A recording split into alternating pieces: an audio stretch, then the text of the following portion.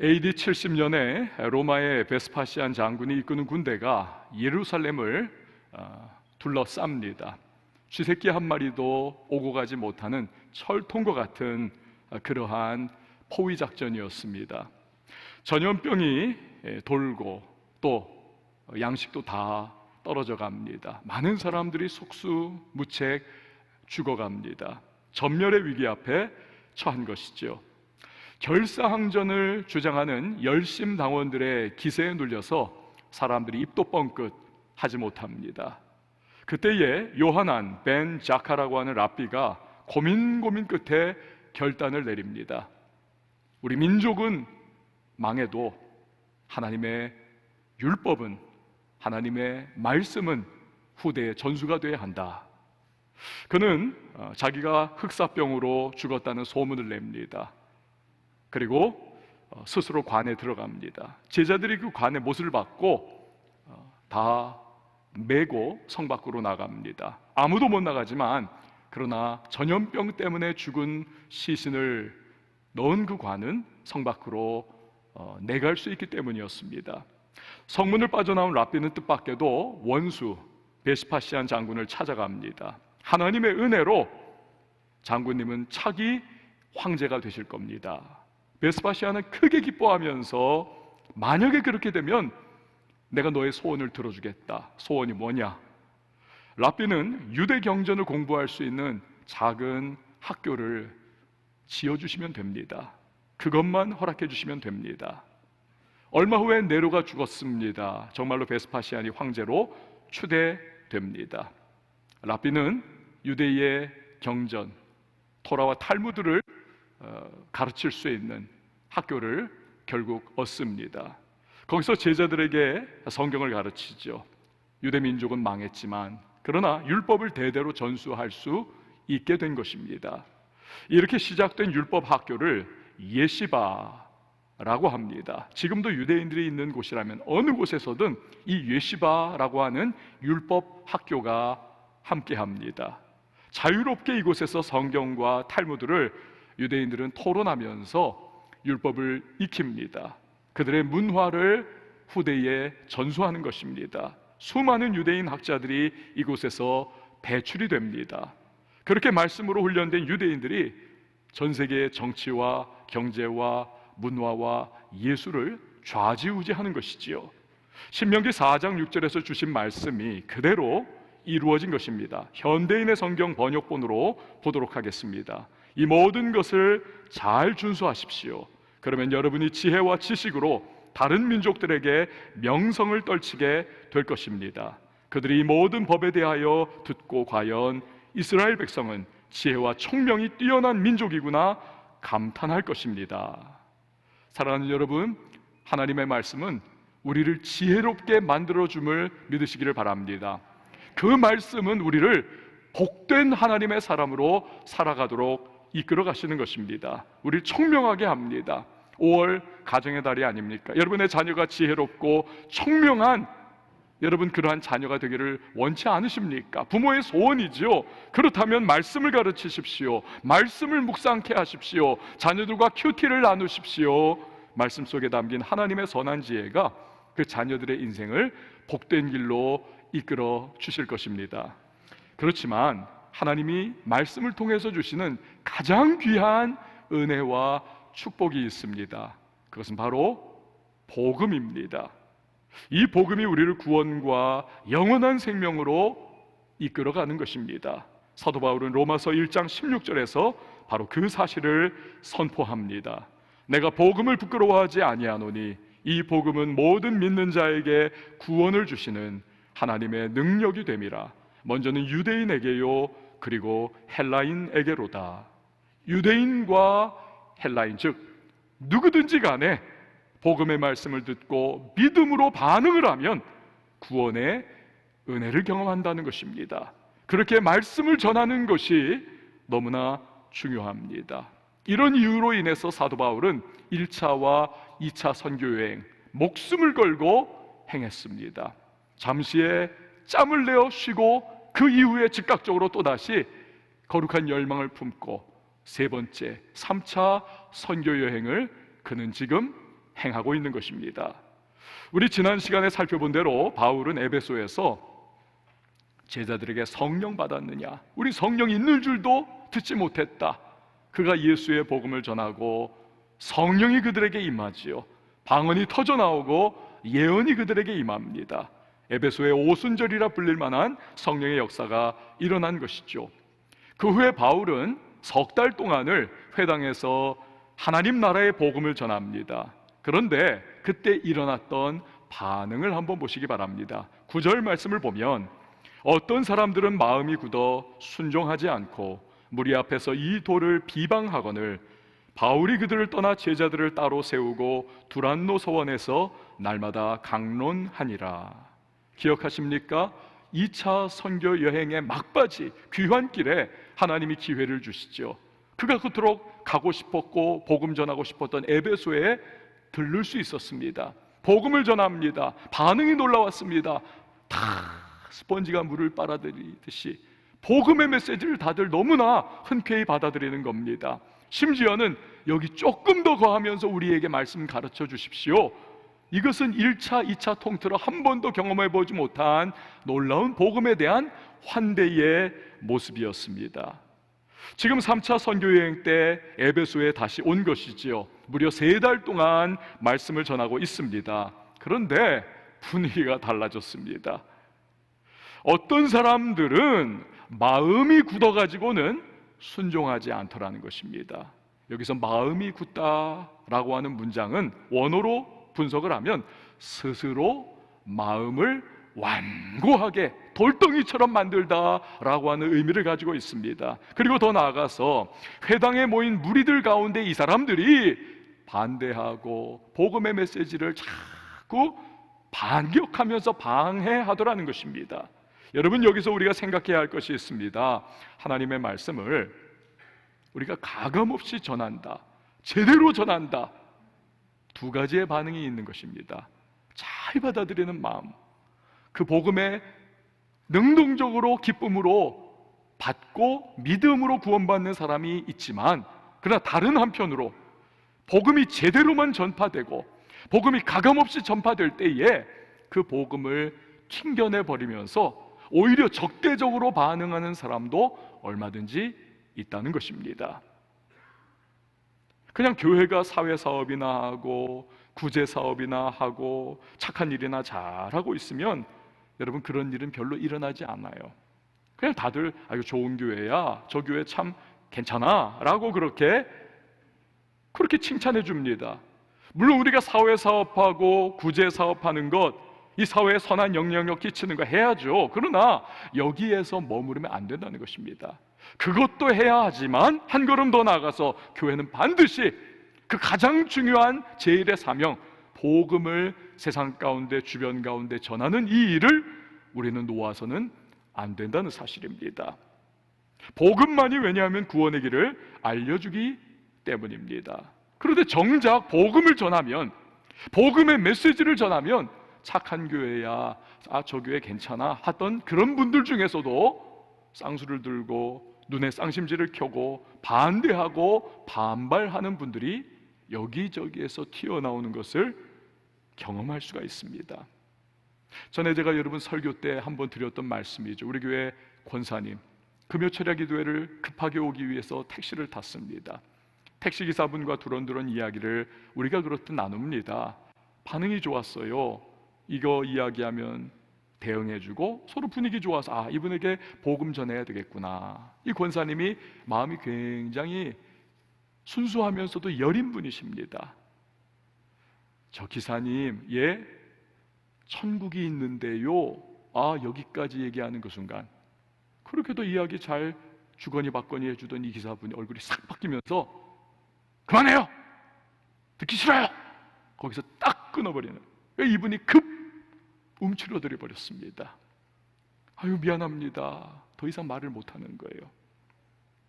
이 기사분이 그렇게 딱 문을 닫아버리더니 조금 후에 갑자기 운전이 막 이상해지더니 갑자기 인도로 차가 돌진을 해가지고는 뛰어올라서 그 인도에 심겨져 있는 가로수를 콱 받아버렸습니다. 119가 오고 두 분 다 실려가고, 제가 철야기도회가 끝나고 나서 집에 가는 길에 웬 택시 하나가 인도에 딱 뛰어 올라가고 주는 가로수를 받고 이렇게 다 그냥 찌그러진 채 있더라고요. 저 왜 저기에서 저러고 있을까? 바로 그 차였던 겁니다.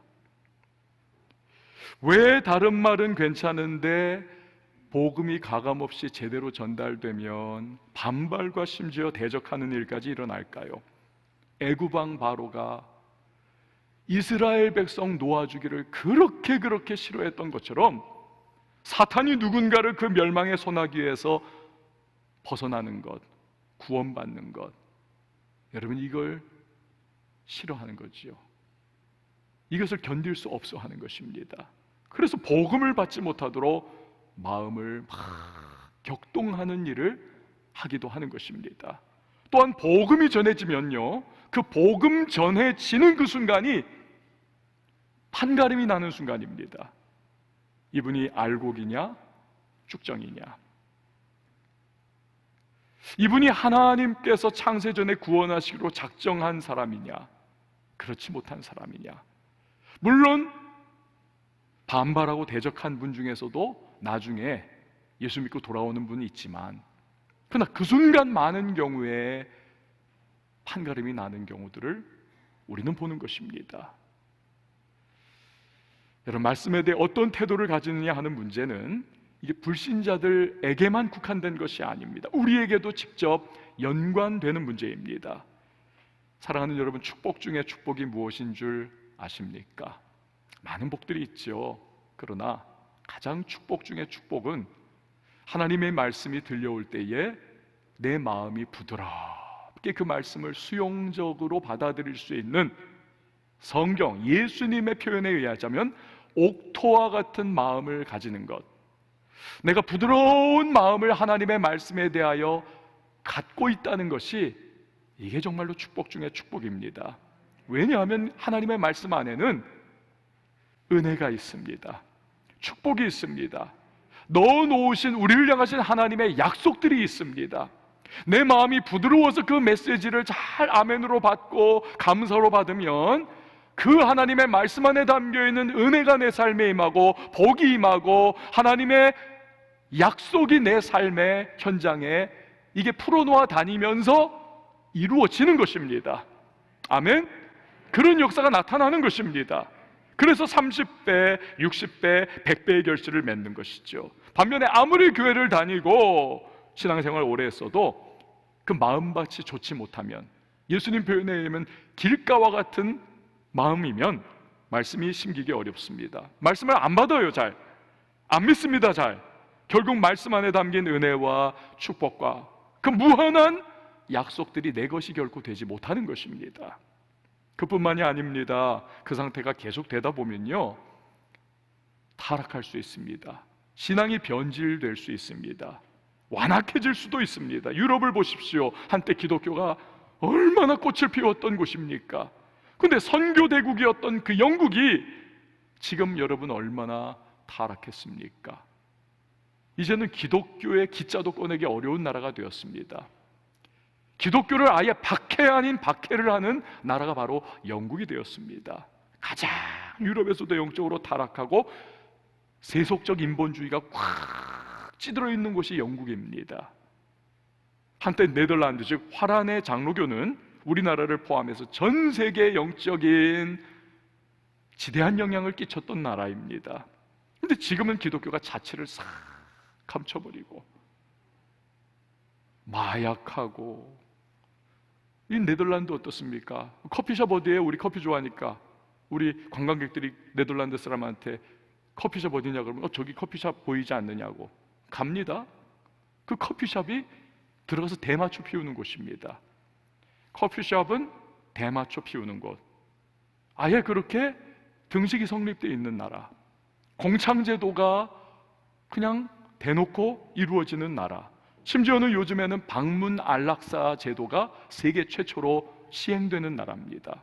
의사가 그 독극물 주사 가지고 연락 오면 가서 환자 품위 있게 세상 떠나게 한다 하면서 독극물 주사를 주입해서 안락사를 시켜버립니다.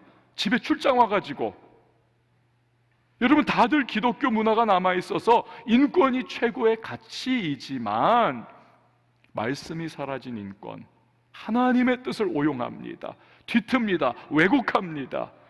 뒤틀린 인권을 갖고 있습니다. 유럽이나 미국이 최고의 대학들, 하버드나 예일이나 유럽의 유수한 대학들을 보면 이게 다 목사님들이 세운 곳이고, 기독교 기관이 세웠고, 교단 같은 데서 세운 것이고, 교회가 세운 대학들이 발전해서 이게 다 네로라는 대학들이 됐지 않습니까? 그런데 이 대학들에서 말씀을 놓쳐버리니까 결국 세월이 흘러가면서 대학 정신이 변질되고, 우리나라도 그런 대학이 지금 하나 있잖아요. 아주 유명한 대학 중에 하나. 그러면서 지금 막 엉망진창이 되어가고 있는데, 유럽과 미국이 그랬던 경험을 갖고 있습니다.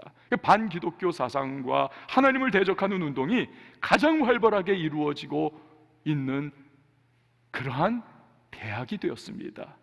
우리가 늘 여러분 기도해야만 합니다. 주여, 말씀에 대한 부드러운 마음을 제가 평생 갖게 하여 주시옵소서. 제 마음이 늘 하나님의 말씀에 대하여 옥토밭과 같은 마음 되게 하여 주옵소서. 또 우리 자녀, 여러분 얼마나 부모님들이 자녀에게 정말 모든 정성을 쏟습니까?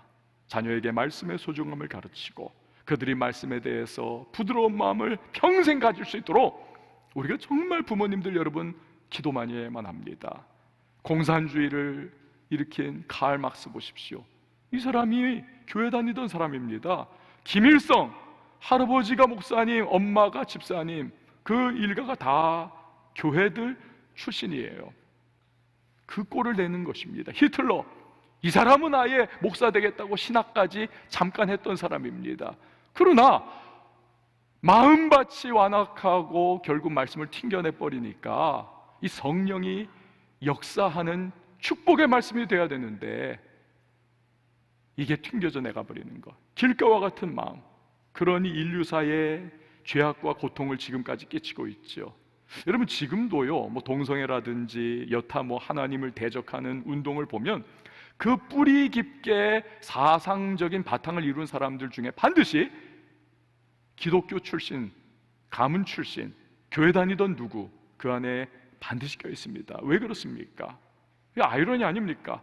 말씀이 제대로 심기지 않으니까 오히려 성경을 왜곡 적용을 하는 겁니다. 뒤틀어서 자기 인본주의 사상에 성경을 끌어다 맞춰버리는 그런 행동들을 하는, 그러니까 하나님과는 전혀 관계없는 일을 하는 것이죠. 우리 기도해야 합니다. 여러분, 주여, 우리 자녀가 부드러운 마음을 가져서 평생 세상의 유혹과 세속주의와 인본주의에 휘둘리지 않고 말씀 잘 받아서 그 말씀으로 평생을 살며 주님이 말씀 안에 넣어두신 은혜와 축복과 약속의 성취를 맛보는 삶이, 그리고 그 축복을 나누는 인생이 되게 하여 달라고 우리는 기도해야 될 줄 믿습니다.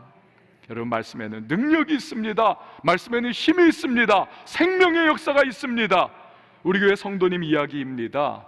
그 사랑하는 가족이 돌아가셨습니다. 이게 너무너무 괴로워가지고 이분이 그때부터 불면증에 걸려버렸습니다. 잠을 하루에 1시간밖에 못 주무시는 거예요. 오랜 기간 동안 1시간. 제가 고등학교 3학년 때 불면증 걸려봤거든요. 새벽 4시가 되어야 겨우 피곤에 지쳐가지고 잠깐 눈 붙이는 겁니다. 너무너무 괴로워요. 자야 돼. 이게 강박이 돼가지고 더 잠이 안 오는 겁니다. 그 괴로움을 알아요. 이분이 불면증에 걸려가지고는 너무너무 힘들어서 1시간밖에 못 자고 밤을 그냥 하얗게 새우고 아침 7시가 돼야 겨우 눈이 감깁니다. 8시에 또 출근해야 되잖아요. 일해야 되잖아요. 그러니까 1시간밖에 못 자니 이 얼마나 삶이 괴롭습니까? 그런데 지난 2019년 송구영신 예배 때 말씀 카드를 이제 쭉 뽑았어요. 딱 보니까 이 말씀 카드 성구가 내게 주시는 하나님의 음성인 것입니다. 그 너무너무 감격하고 감사가 나오고 위로를 받았다고 합니다. 다음 날 아침 신년 예배 참석한 이후에 집에 들어가셔가지고 이분이 잠자려고 누웠는데 그때부터 잠이 정말 쏟아지는 겁니다. 확 쏟아지면서 내리 17시간을 주무셨다 그래요. 17시간을. 그동안의 피로와 곤고함이 그 성경 말씀에 주께서 그 사랑하시는 자에게 뭘 주신다고요? 잠을 주시는도다. 그 말씀처럼 이 하나님의 말씀이 그 마음에 임하니까 잠 못 자던 밤, 불면의 고통, 이것이 풀어져더라는 것입니다. 하나님 말씀에 능력 있고 힘이 있는 것입니다. 다른 교회 성도님의 이야기입니다. 여자분이셨어요. 자살 직전까지 갔습니다. 어느 주일 아침에 이분이 그런데 하나님을 만났습니다. 이후에 목사님에게 보낸 편지의 내용입니다. 지난 가을 절망과 희망이 뒤범벅이 된 채로 저는 교회를 찾아왔지만 누가 볼까 두려워 예배실 한 구석에 숨다시피 앉아 있었습니다. 절망은 깊었고 희망은 신랄 같았습니다. 저의 불쌍한 두 남매를 남기고 이 못난 목숨을 버리기 전 혹시나 하는 마음으로 어릴 적 몇 번 가보았던 예배당을 찾았던 것입니다. 혹시나 하는 희망은 희망이었다기보다 내 생명을 포기함에 대한 일종의 죄책감이었는지도 모릅니다. 그런데 저는 참으로 예상치 않은 일을 만났습니다. 그날 아침 저는 하나님을 만난 것입니다. 저를 향해 말씀하시는 그분의 음성을 들었습니다. 내 마음에 항거할 수 없이 밀려드는 그분의 사랑을 저는 거부할 수 없었습니다. 주체할 수 없는 울음이 터져 나왔지만 주위 사람들 위해 이를 악물고 참아야만 했습니다. 그러나 흐르는 눈물 자체도 그것 자체도 막을 수는 없었습니다. 그날 저는 유서를 가슴에 품고 교회에 갔었지만 이제는 성경책을 품고 교회에 나갑니다. 저의 환경은 그날 이후 별반 달라진 것이 없습니다. 그러나 이제는 제가 달라졌습니다. 사랑하는 여러분, 성령의 은혜 가운데에 우리의 마음이 말씀을 받을 수 있는 마음으로 변화받기만 한다면 여러분, 우리의 삶이 바뀔 수 있음을 믿으시길 바랍니다. 말씀에는 능력과 인생을 변화시키는 힘이 그 안에 담겨 있는 것입니다. 누군가가 복음을 반대하고 대적할 때 여러분, 우린 싸울 필요가 없습니다. 하나님이 구원하시기로 예비해 놓으신 사람, 복음을 수용적인 태도로 받아들이는 사람을 찾아서 전하면 되는 겁니다. 반대하면 옮기고, 안 받아들이면 이 사람 아닌가 보다, 다른 사람 예수 소개하고. 근데 어떤 분은 참 얄궂은 분이 계세요. 굳이 스님 찾아가고 굳이 무당 찾아가가지고 내가 저 사람 반드시 꺾어 놓는다, 그래가지고는 싫다는데도 그냥 계속 두드리고 깨두드리고 소금 맨날 뒤집어 쓰면서도 그건 아니라는 겁니다. 물론 하나님이 특별한 간섭 가운데 만나는 경우도 있겠죠. 오기로 하면 안 된다는 것입니다.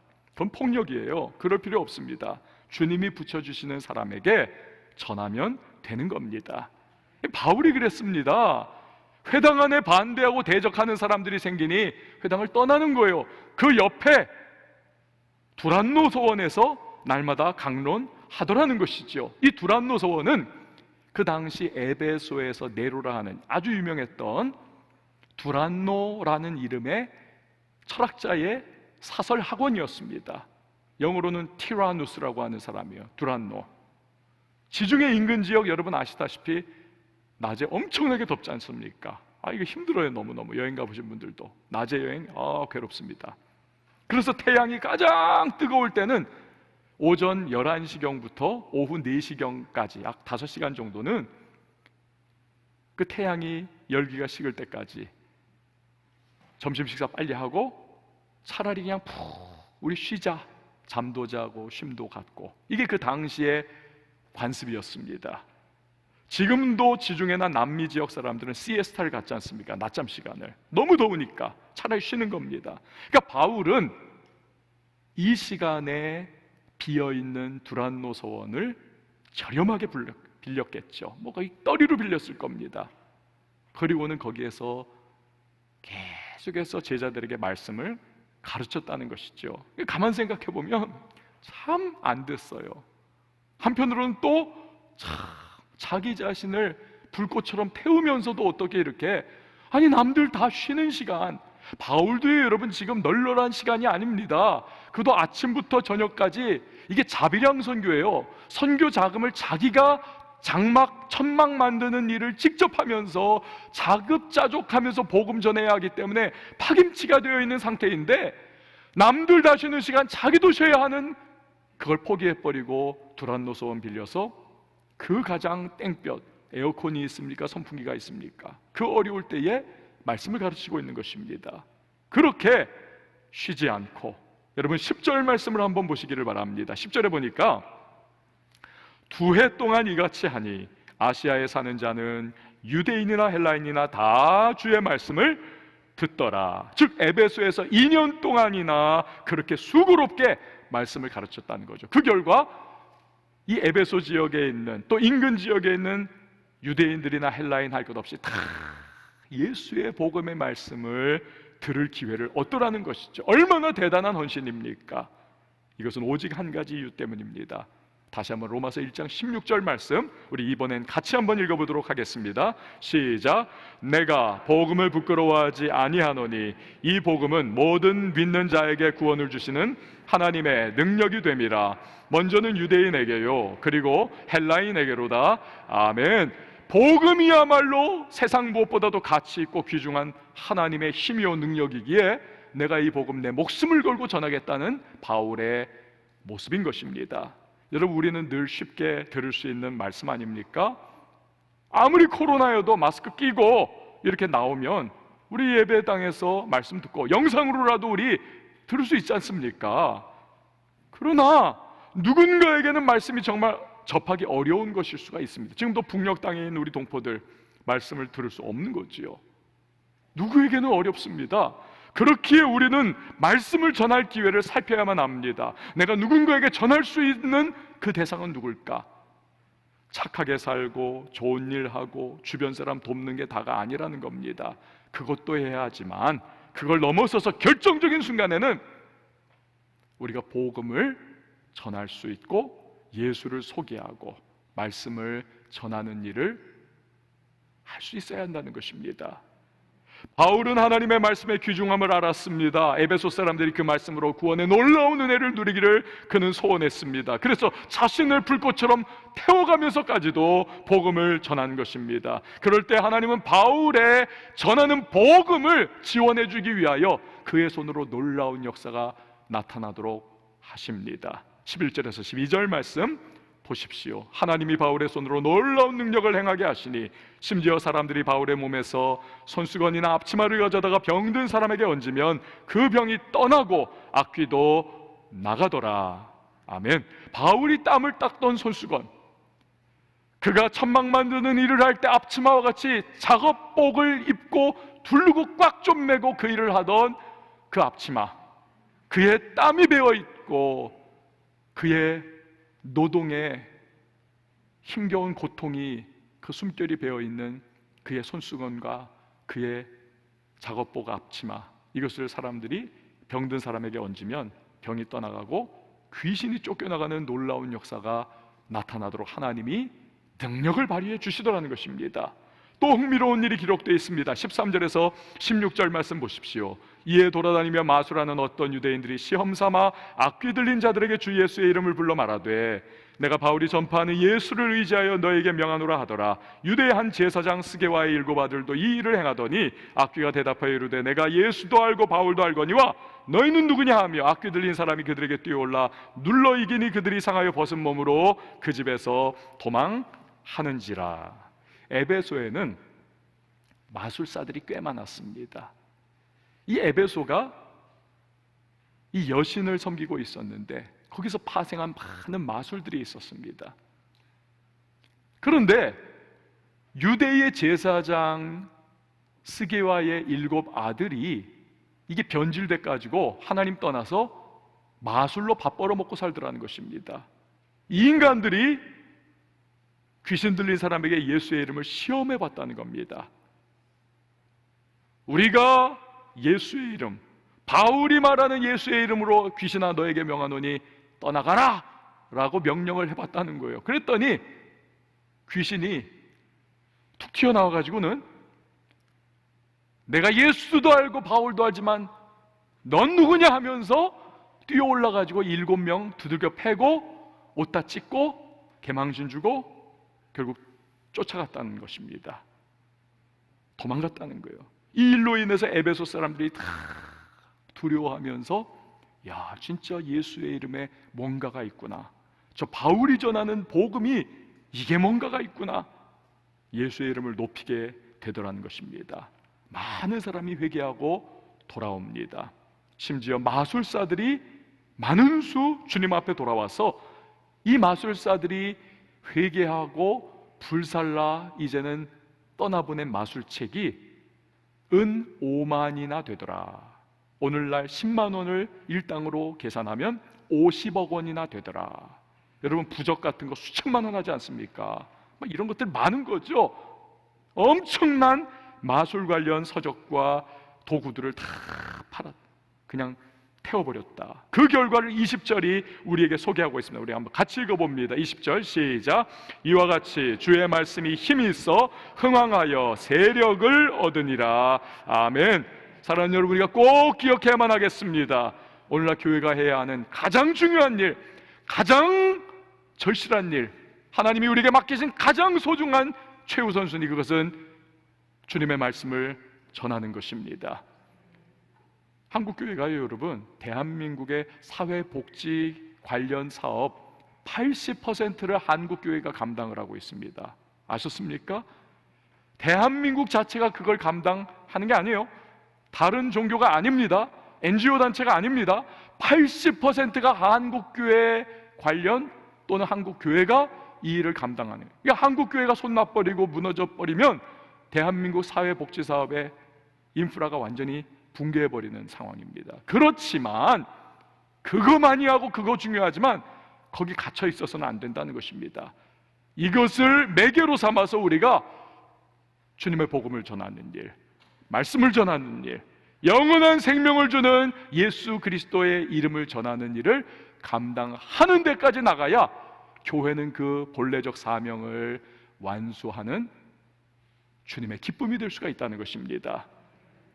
근데 요즘에는 여러분, 점점 사회 분위기가 안 좋다, 기독교에 적대적이다 해서 전도하는 교회가 거의 없습니다. 전도하는 성도도 거의 없어졌습니다. 안타까운 일이죠. 훌륭한 신학자인 R.C. 스프로울 박사라고 하는 분이 이런 말을 한 적이 있습니다. 잘 들어보세요. 우리는 평화를 지키기 위해 복음의 공격성을 제거해버리는 법을 배웠다. 여러분, 이거 뭡니까?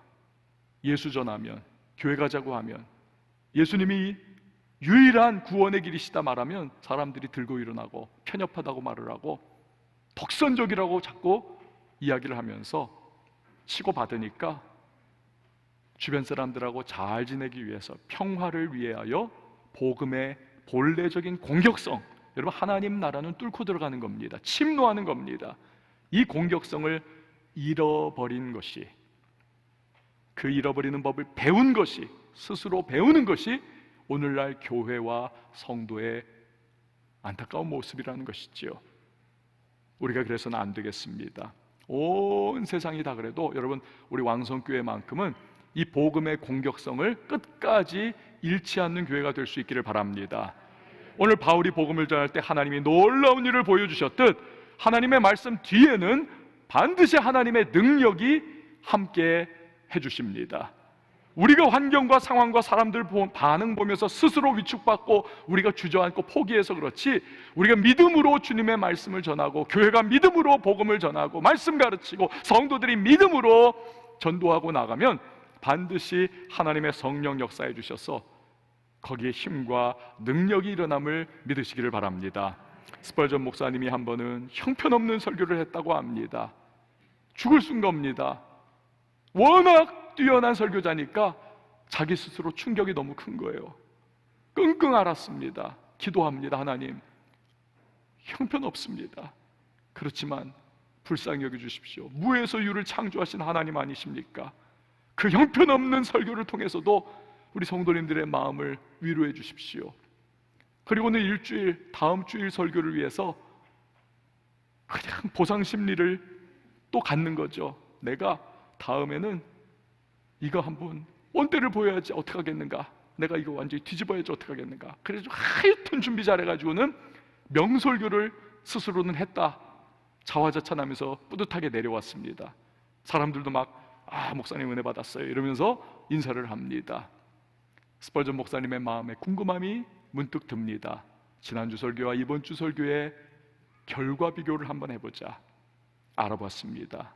놀랍게도 엉망진창으로 스스로 얼굴이 화끈거리며 내려왔던 지난주일 설교에서는 41명이 예수를 그 설교 듣고 영접했다고 합니다. 그러나 이번 주 설교 한 명도 그 설교로 예수께 돌아온 사람이 없다는 사실을 그가 알게 됩니다.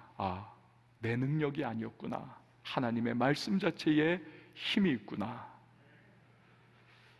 여러분, 우리의 실력, 우리의 느낌, 환경이나 반응이 아닙니다. 하나님의 말씀은 그 자체에 능력이 있습니다. 우리가 그 말씀을 믿고 전하면 나머지는 하나님이 역사해 주시는 것입니다. 그 말씀이 필요한 사람에게, 그 말씀이 필요한 사람에게 하나님이, 아시는 하나님이 역사해 주시는 것이죠. 사랑하는 성도 여러분, 5월 가정의 달입니다. 여러분 가족 속에 누군가 아직 주님 알지 못하는 분이 계십니까?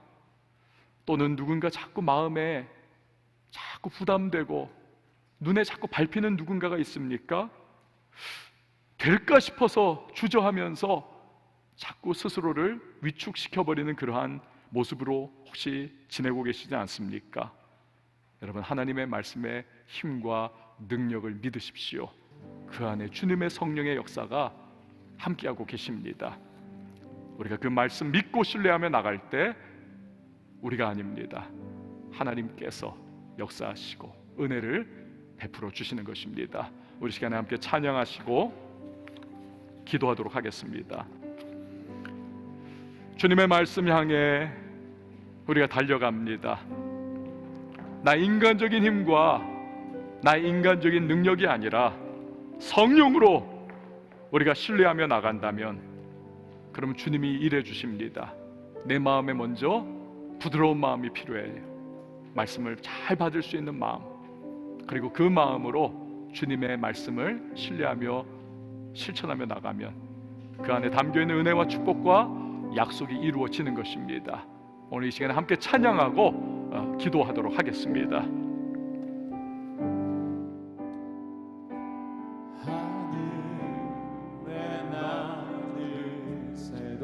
주 손길 돌보시네. 온 땅에 충만한 주 사랑으로 내 마음을 덮으. 주 나를 부르셨네. 주 나를 부르셨네. 주의 영광 위해, 주의 영광 위해 모든 사람 이끄소서. 주의 영광, 주 말씀 향하여, 주 말씀 향하여 달려가리라. 힘도 아닌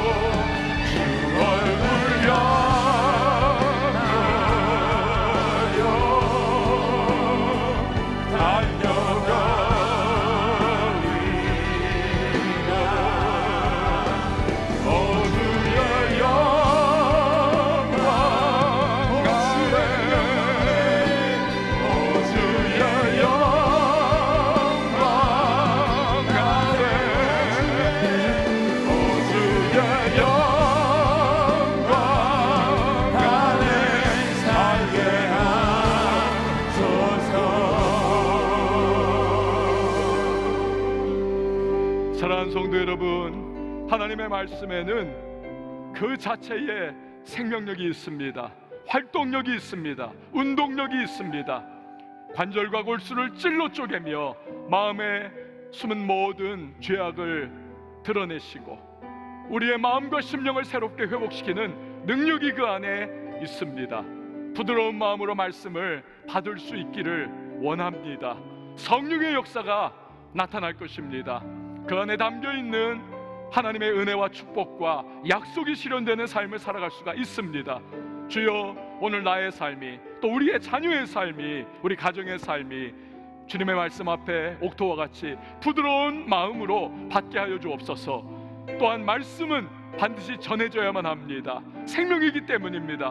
모든 믿는 자에게 구원을 주시는 하나님의 능력이 바로 말씀이기 때문에 그렇습니다. 주여, 위축받지 않고 두려워하지 않고 우리 교회가 말씀을 전하게 하시고, 또한 우리가 주님의 말씀에 확신 가운데 주변에 거룩한 영향력을 끼치며 주님의 말씀을 전할 수 있는 하나님의 사람으로 살아갈 수 있도록 은혜를 베풀어 달라고 이 시간 우리 다 같이 주님의 이름 한번 외치고 통성으로 기도하며 나갑니다. 주여, 하나님 아버지 감사합니다.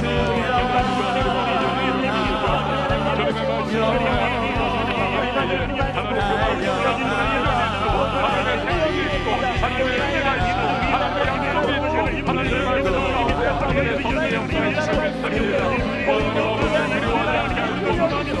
믿게 하여 주옵소서. 오늘은 이 은혜가 하나님의 말씀이 우리에게 새롭게 아무도 받게 하시고 하나님의 하나님의 하나님을 받게 하시고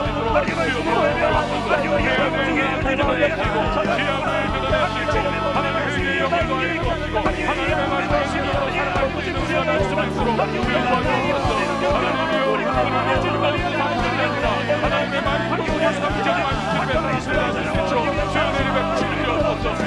말씀에 생기죠. 하나님의 말씀에 세워주고 아무것을 원해요. 믿습니다. 하나님의 원합니다. 하나님의 말씀으로 하나님 것을 지어주시게 그렇게 마음과 가슴으로 말씀이 아니라 부르짖어 하나님의 말씀을 우리 교회에서는 마음과 전할 수 있도록 하시고 주님의 복음을 전할 수 있도록 하시고 우리 교회에서 하나님의 말씀을 주시게 하나님을 도와주시옵소서. 전할 수 있는 하나님 앞에서 우리 하나님 앞에서 인도하시기 바랍니다. 하나님 앞에서 담대하게 신앙의 수고하며 주님의 영광을 함께 나타나시고 정의의 말씀을 통하시고 우리 경험할 수 있는 하나님의 사람들 나갈 수 있도록 은혜를 베푸시고 인도하여 주옵소서. 하나님 아버지, 말씀 안에 감추어져 있는 은혜와 축복과 주님의 놀라운 약속, 우리가 부드러운 마음으로 믿음으로 아멘하며 그 말씀 받고 실천하며 나갈 때 우리의 삶에 이루어짐을 믿습니다. 말씀에 있는 그 성령의 능력 가운데 임하는 힘과 그리고 능력, 우리 체험하며 살아갈 수 있는 부드럽고 옥토와 같은 마음밭에 우리와 우리 가정, 자녀의 삶이 될 수 있도록 주여 은혜를 베풀어 주옵소서. 하나님의 놀라운 모든 믿는 자에게 구원을 주시는 복음의 말씀, 우리 교회에서 가감없이 흘러나갈 수 있도록 하시고 우리 모든 성도님들의 입술에서 전파될 수 있도록 우리를 사용하여 주시옵소서. 예수님의 이름으로 기도합니다. 아멘. 주님 앞에 준비하신 예물 찬양과 함께 올려드리겠습니다.